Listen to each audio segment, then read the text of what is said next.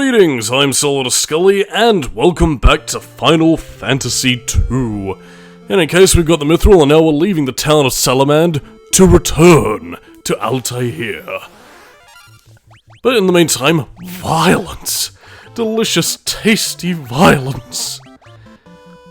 But I don't know what spell to use. But yeah, I mean, in terms of gameplay mechanics that I can talk about while we still have the chance, yeah, I finally figured out what Curse does. It halves an enemy's attack, magic, and defense points, which is... It's something that I think future Final Fantasy games would kind of denigrate to the spell, Demi? Or at least I think so, I might be getting some of my terms mixed up, but... Yeah, I mean, as is typical with, you know, franchises and games that evolve over the course of time, yeah, some spells become redundant while other ones sort of become, persona non grata, really. I mean, to kind of talk about it, you know, right here and now, like, yeah, Final Fantasy I, you know, owing to its Dungeons & Dragons origins, actually had, like, the Dia line of spells, which was specifically used against undead enemies, like, you know, zombies, you know, Reverence and whatever else. But, yeah, because of the fact that, you know, that's a little bit too rippy-offery, yeah, eventually Final Fantasy II brought the whole thing of use healing magic on zombies, and that pretty much instantly kills them, because that which cures can kill! Provided you're undead, which actually does kind of lead to a bit of a fun mini-boss in Final Fantasy VIII, where it can easily be taken down, provided you know what to use.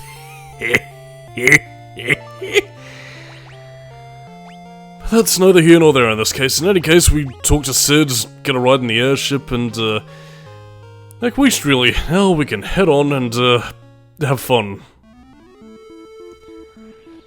Ah, yes, it's a melancholic world we're in. This world is very sad, and we must find a way. But yeah, we have, you know, the Mithril, and, you know, conversations do update as we, you know, talk to other people throughout the game, which is rather important, as is typical RPG fare. You get flavor text, you know, you get to, you know, learn new bits of information, and, in Final Fantasy II specifically, I do kind of like the fact that it does update, because, yeah, needless to say, like, I mean, you know, things are a little bit harrowing in and of themselves, you know, the heroes on the back foot against the Empire, and, you know, yeah, particularly with the construction of, you know, their big battle station, the Dreadnaught, you know, giving it all this. But yeah, like, I mean, don't let the game's, like, NES-looking art style fool you. I mean, Final Fantasy II does get very depressing at quite a lot of places, and the game doesn't shy away from that, which is, yeah. I mean, certainly for the time, anyway, it certainly... would have held an impact, and to be completely honest, I mean, even now, really, like, in the way in which it presents its story, I mean, sure, a lot of people might say that it's somewhat lacking compared to, you know, what we would have had in today's games, but honestly, I mean, I think had Final Fantasy II been released, you know, as intended, it probably would have, you know, stood its ground fairly well for 1988 standards. But that's neither here nor there in this case. The king has nothing new to say until we, pretty much update conversations, so let's report back to Princess Hilda and tell her all about our wonderful adventures in Salamand with getting Mithril and rescuing Paul and saving the day like the true heroes we are. Go now, conversation. You found the Mithril. Now we'll finally be able to fight the Empire on equal footing. Please, take the Mithril to Tobal, the town blacksmith.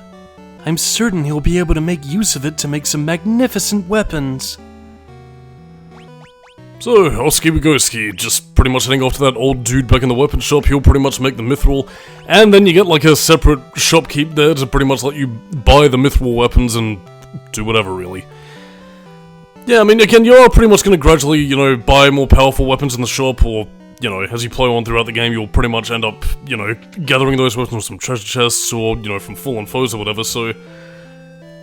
Yeah, you don't really need to rely on Mithril being pretty much like the ultimate weapon, so to speak. I mean, to kind of get into that, really, I mean, the ultimate weapon of this game is, you know, kind of in similar fashion to Final Fantasy I as well. It was, you know, the Blade Excalibur, which, you know, don't you worry, we will be getting, albeit right towards the end of the game, because, I mean, to kind of talk about it, really, like, in terms of, you know, recording the game, I am pretty much at the final stretch of the game, really, in this case. Final dungeon area, at the very least, and, before I get there, I'm just doing a bit of grinding to, you know, level up a few spells and characters here and there. So, yeah, not really too long to go, but, yeah, Excalibur's pretty much your ultimate weapon, but how you get it, we'll have to wait and see, while Tobal works to get you some equipment. But yeah, needless to say, like, your equipment, as you continue to upgrade it again, it'll either upgrade in power, or it will have, you know, certain abilities, like, again, to use a bit of an example here, like, for example, I think it was the Wing Sword, which you can get much later in the game, deals a lot of damage to, actually no, it was the Sunfire Sword, actually, deals damage to undead enemies, so, yeah, I mean, other ones, like, you know, one of the axes you can give to Guy has a Poison Touch. You know, one of the lances you can give to your Dragoon character, that will be appearing so much later in the game, you know, has a Flame Lance, Ice Brand, you know, stuff like that, really. So, again, you do get a fair bit of equipment with, you know, differences to really sort of pimp out your characters in the way in which you feel is, well, most prevalent, really. So, yeah, it's, yeah, very customizable, and, I mean, unlike Final Fantasy IX, though, like, I mean, again, it doesn't lock away, you know, abilities towards specific equipment, so, again, you can very much have a high level of customizability here, and, quite frankly, I think the game is all the better for it, really. I mean, at the very least in terms of, you know, customizing your playstyle, which, to me, is still, as I mentioned before, one of the big draws of Final Fantasy II. Like, I mean, again, I enjoy... again, I do have my builds for, you know, what I want Firion, Guy, and Maria to be. You know, Firion Black Mage, Guy White Mage. And, of course, Maria pretty much being the warrior woman, but... yeah, it's... I don't know, it's really fun to sort of experiment and see what you can make characters out to be. I mean, again, you do also have, you know, the 4th party member slot with the likes of Minwu and, you know, a couple of other characters here and there. To kind of spoil one we'll be getting shortly thereafter is Joseph. And again, like, I mean, provided that you put the work into sort of, you know, alter that build here and there, again, you can make a lot of these characters out to be, you know, whatever you want them to be, which is fun and, excellent. And yes, talks of the Dreadnaught. Oh dear. So, you really found some mithril? You're certainly brave, I'll give you that. Next to you, I realize just how pathetic I am. Now you're off to destroy the Dreadnaught? There has to be something I can do. If only I were as strong as you. Oh, dear Gordon. Perhaps someday you will be as strong as us, and take up the throne, as not but a prince, but as King Gordon. But yeah, I think you're technically meant to have the conversation with Princess Hilda about her pretty much sending you on a mission of death and near suicide at this rate to destroy the Dreadnaught, but yeah, everyone's pretty much already talking about, like, you like, oh, well, you guys have pretty much got the mithril and you've went into Finn and lived to tell the tale. So it's only natural that we send you kids on a suicide mission to destroy the Dreadnaught and save the world. Oh, don't worry, kid. What's your name again? Cecil? Oh... dearie me, don't worry, I'm sure you'll be alright. Yeah, what do I bring on that kid being named Cecil? Perhaps related to a Harvey? Well, never you mind. Even though this couldn't possibly take place in the same continuity. But, I mean, I don't know, I mean, again, this game does deal with war orphans and whatever else, and, you know, between Final Fantasy 2 and 4, the name of the village, my city, appears in both of them, and there is also a cane in here somewhere. Oh dear, seems I could be making connections that weren't intended to be made. But anyway, let's get our mission from the princess. The Dark Knight overseeing the Dreadnaught's construction was most capable. Fortunately for us, he's tending to other matters now. The theft of the mithril has likely knocked the Empire off balance. I would like you to journey to Bafsk. If we're to stop the Dreadnaught from being completed, this may be our only chance. We have a man in Bafsk. He's found a way to reach the Dreadnaught. I want you to destroy it. Or at the very least, find some way to delay its completion. I have full confidence with you and Minwu on this task. It will be accomplished. So, them's the breaks. We basically have to destroy the ultimate super weapon. You know, just like that big epic space movie that everybody constantly compares this game to. Spaceballs. But I mean, on a slightly less facetious note though, like, I mean, again, as you're gonna be seeing, the Dreadnaught is obviously not one for one the Death Star, nor does it even look like Mega Maid. Suck. But, yeah.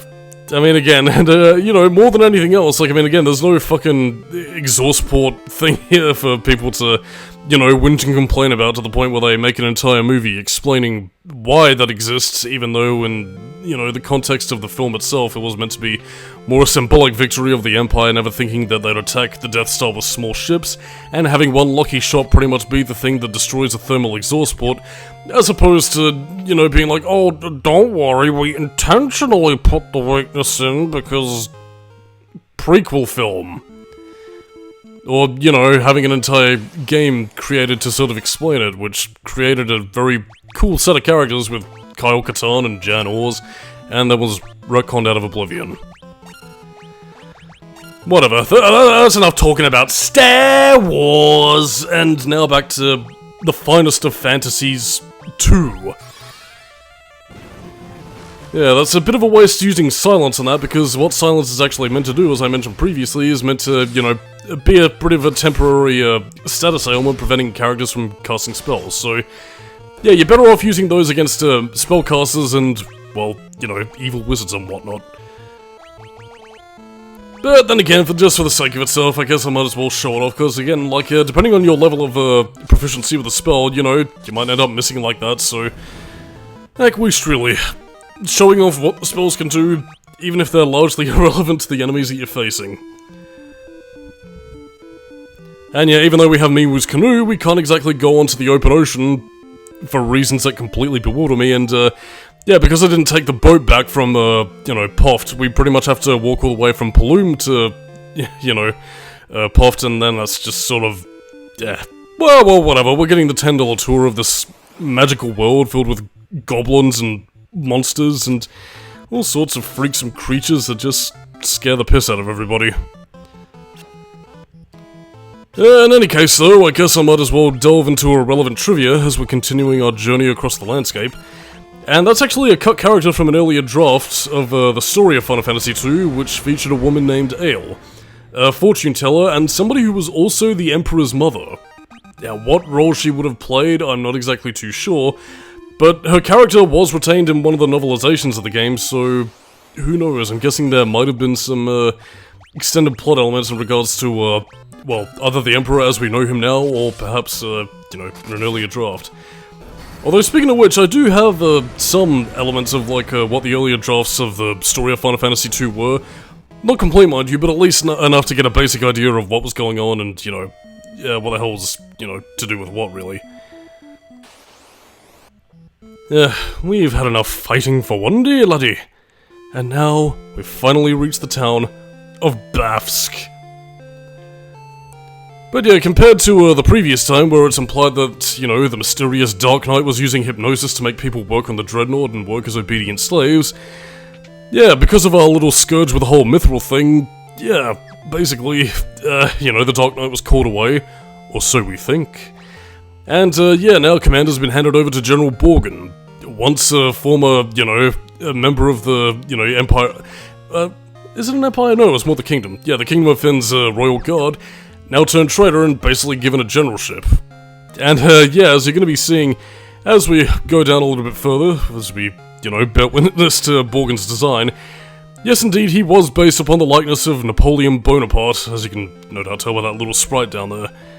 And I think it was meant to be more of an inspiration to the character than, you know, it appears at first glance, because, you know, he is very prideful about his accomplishments, he is a very cruel and callous man.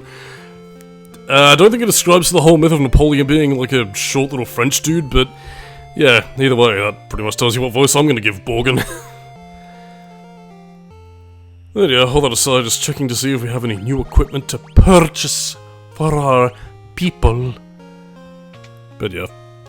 I mean, I suppose I could technically cut down on a lot of the whole sort of exploring the shops or whatever, but, yeah, I don't know. I figured for posterity's sake, at least showing you what sort of equipment you can get from each of these shops, yeah, might as well just sort of leave it in, even if it isn't largely relevant to anything at large, but yeah, anyway, it might just not make for very interesting viewing, unless of course you're, you know, really into your fantasy RPGs and looking like, oh my god, I can get like a gold curious, which can like add like a +5 defense points to my character build for Minwu, or Minwu, or whatever the fuck he's called.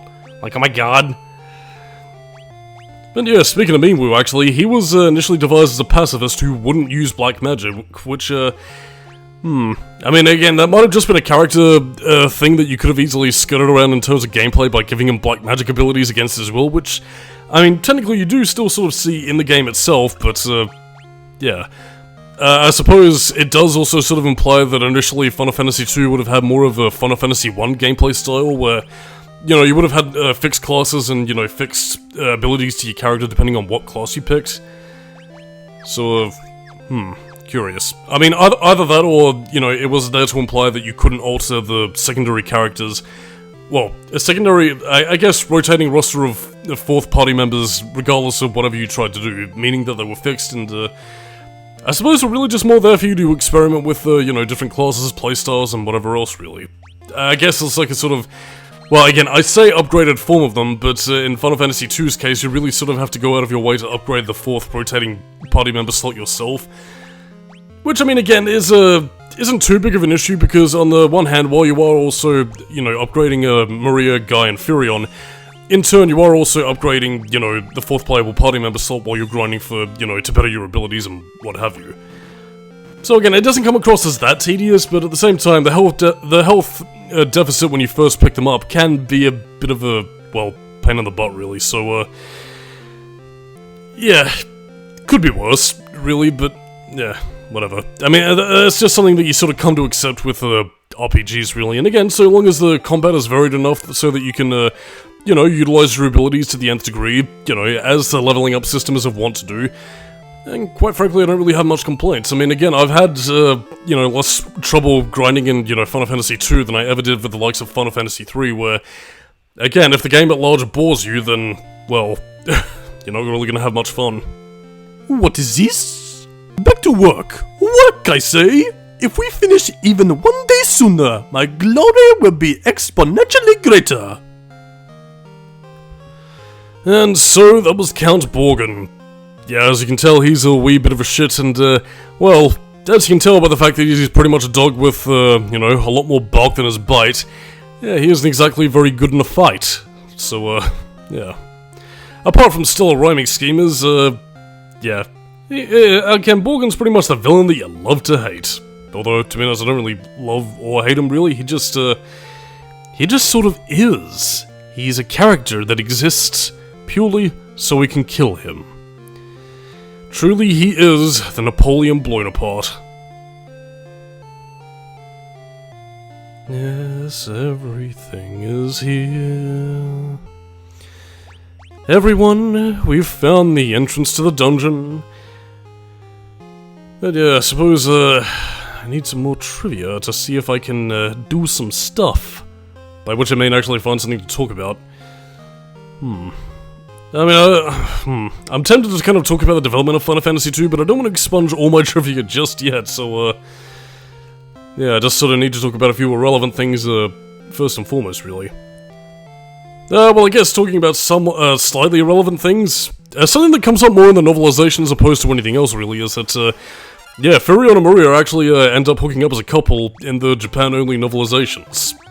So, yeah, for those of you wanting a wee bit of romance in your Final Fantasy II, yeah, there it is. I mean, again, I suppose it doesn't really give a lot of characterization towards, you know, Furion in and of itself. I suppose having a sort of romantic interest would at least give him something. But, yeah, I mean, it's not really again, it isn't really treated as like a bit of a, back and forth thing akin to like Final Fantasy IX, or nor is it really given like a focal point like, you know, 10 and Final Fantasy VIII with, you know, Tidus and Yuna and, you know, Squall and Renoa, so... Yeah, it can come across as a bit of an afterthought, really, but it's not too bad, really, but, yeah. Yeah, there is another thing I can also talk about in regards to Furion's character. I mean, a lot of people call him, like, the weakest link in the game in that he doesn't really get too much to himself, because, I mean, there is one thing, and again, I might have explained this before, but, you know, fuck it, what else are we doing other than just killing goblins? But yeah, Furion was initially going to have, like, a, you know, whole sort of, you know, allure to the dark side element, which, you know, Miwu would have warned Furion that, you know, that being bloodthirsty and violent, or I suppose maybe being angry about his circumstances would, you know, end up leading him on a path to the Emperor.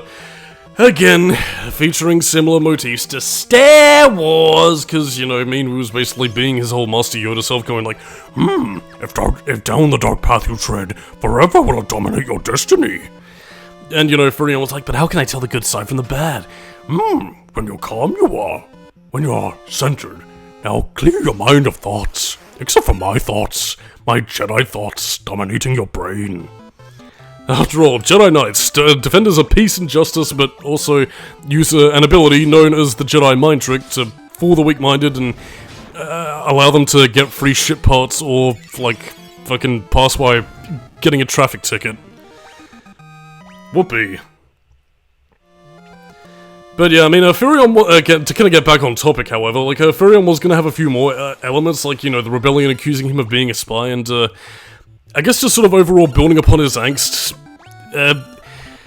in such a way. I mean, again, he isn't particularly, you know, angsty, sullen, or withdrawn, you know, as you would see in a character like, say, Squall, for example, but I don't know, like, I mean, again, it does kind of sort of keep a lot of things, internalized, unless, of course, it's directly in relation to him, so I guess there is, like, a lot of writing wiggle room to sort of see his interpretation as, you know, either him just sort of internalizing it until he defeats the Emperor and restores, you know, peace to the land, but I mean, even in that case, you know, getting his vengeance, for lack of a better phrase, doesn't exactly bring him peace. And in turn, you know, I guess you could also interpret him as, you know, just sort of keeping everything bottled up. He's so angry at everything that he'll, you know, he will go out of his way to sort of, you know, completely destroy the Empire as a sole goal compared to, you know, everybody else and everything else, apart from, you know, the immediate safety of his friends and, you know, the kingdom itself. But yeah, I mean, it is one of the aspects of the game which, you know, I mean, out of all the things that I feel could have used a bit of a touch-up, I think Furion's character definitely could have, and it's not to say that he doesn't have character moments of his own, it's just that he's a little bit more on the job, for lack of a better phrase. Although he does get one particularly hilarious and kind of, amusing moment that's, well, we'll wait and see when we get to it, really, but I mean, it is quite funny and does add a bit of much-needed, you know, personality. So much so that it actually ended up becoming a meme in the Japanese fanbase about people calling Furion a virgin, so no, he and Maria have not done the deed just yet. After all, they've got more things on their mind, like a war going on.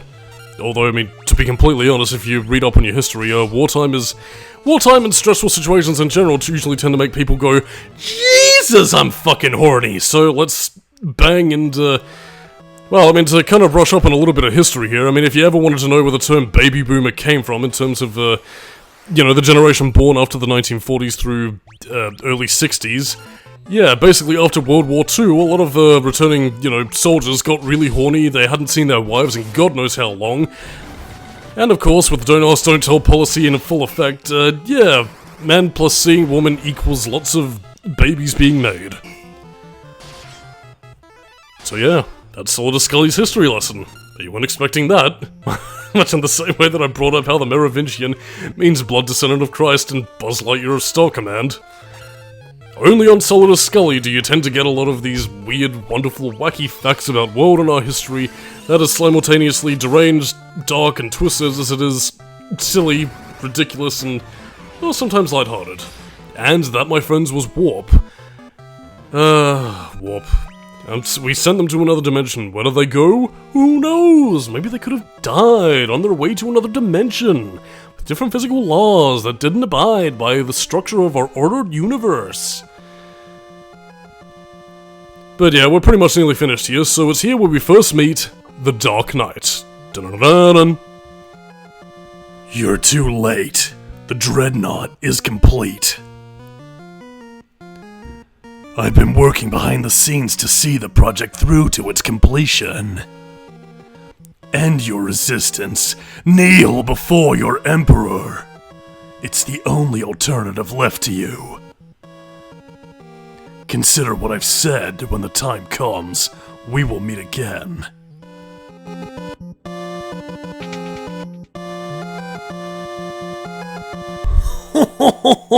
Looks like you came all this way for nothing. See for yourselves, s'il vous plaît.